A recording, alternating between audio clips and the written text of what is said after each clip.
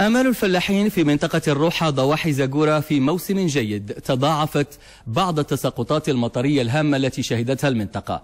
روبورتاج زكية بالقاس وعلي النوى يقربنا من استعدادات الفلاحين.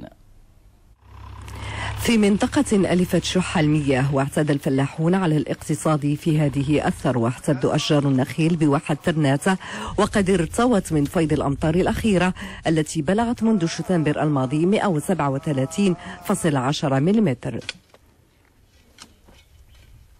الفرشة المائية تغدات مزيان، طلع المستوى عندنا ديال الماء تقريبا ب 6 متر و7 متر، راه الحمد لله. وغادي دابا وكيطلع، راه غادي وكيطلع، يقدر يوصل حتى الى 10 متر في بعض الاماكن، والحمد لله راه ما غاديش يخصنا الماء.